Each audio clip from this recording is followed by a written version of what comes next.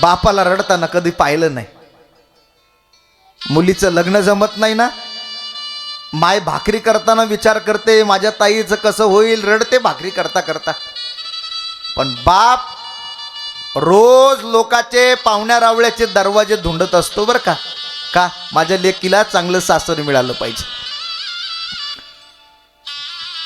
रात्रंदिवस लोकांची उमरे झिजवतो, लय प्रेम करतो. बाप काय असतो माहित आहे?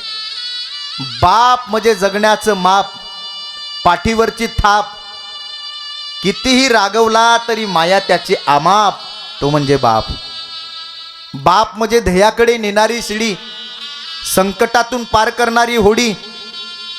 कधी तिखट वागला तरी आयुष्यभराची गोडी. बाप म्हणजे शिस्तबद्ध धाक, जगणं आपोआप, आयुष्याच्या समुद्रात दीपस्तंभाची झाक. तो म्हणजे तुमचा आमचा शेतकरी बाप आहे.